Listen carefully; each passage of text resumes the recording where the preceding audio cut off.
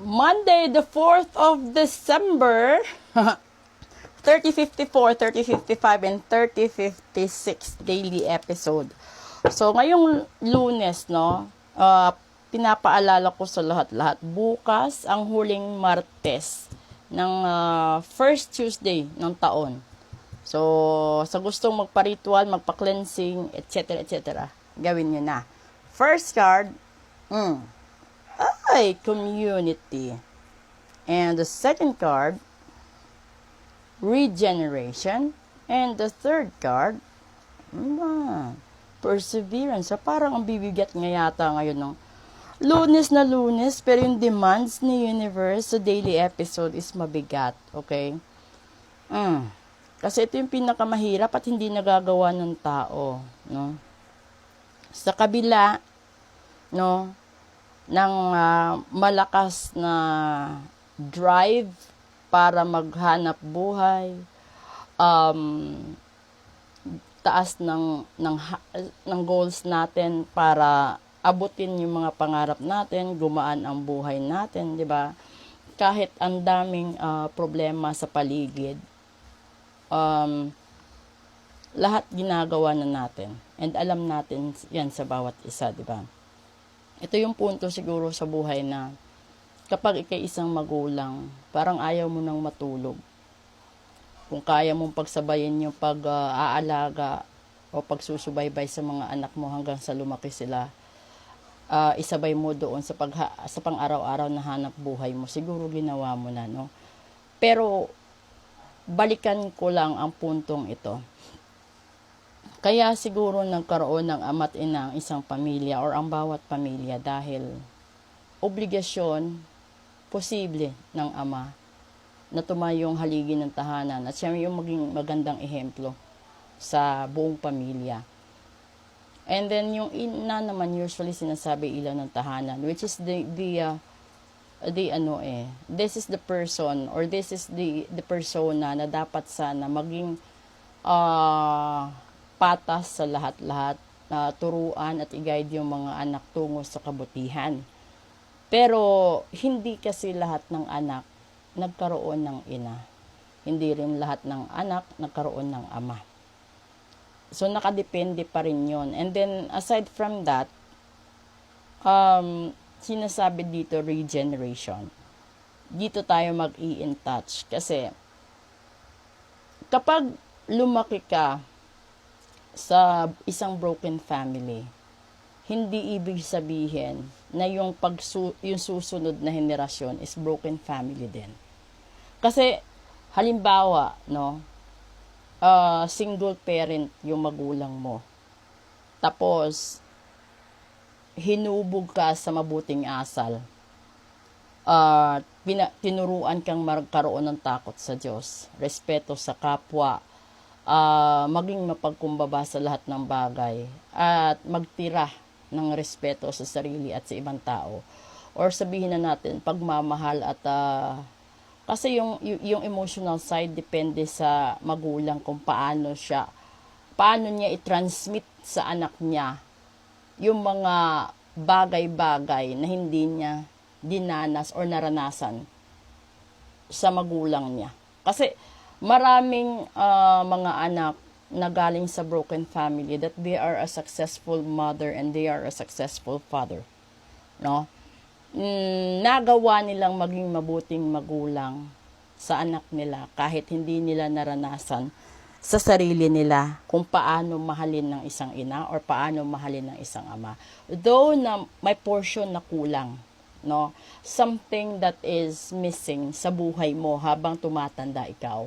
Pero alam mo, maraming single parent, they stand as a mother and a father for both.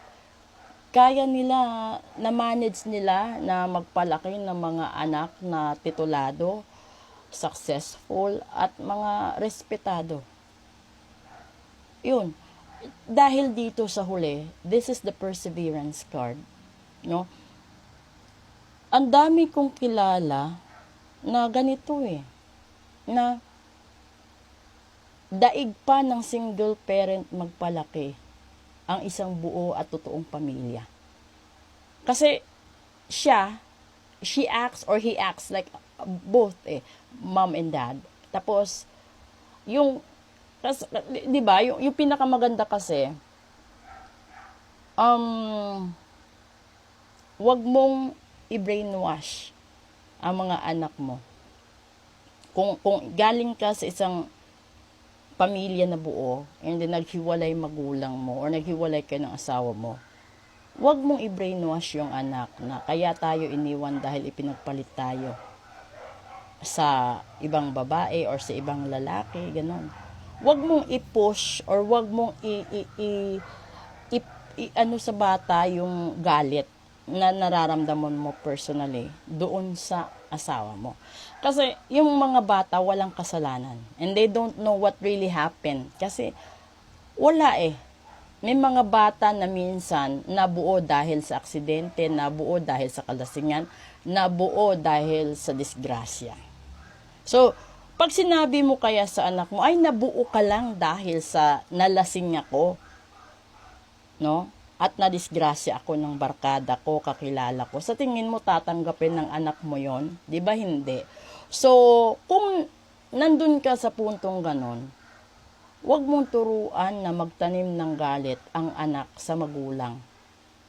Kasi, hindi ka nagpapalaki ng mabuting anak, kundi nagpapalaki ka ng isang tao na papunta sa pagkapariwara sa buhay. Sana na-gets nyo. Kasi yung anak, yung bata, kapag hinubog mo sa pagmamahal, binubusog mo sa pag-aasa na nandun ng Diyos sa kabila ng lahat ng kahirapan. Yung anak na pinapaaral mo at pinapaintindi mo sa anak mo kung gaano kahalaga ang bawat araw at bawat piso na nababaon niya kasi nag-iisang magulang ka lang na tumatayong ama't ina sa kanya. Pinapakita mo, pinaparamdam mo. Sinisiguro ko sa'yo, yung anak na pinapalaki mo ay isang gold.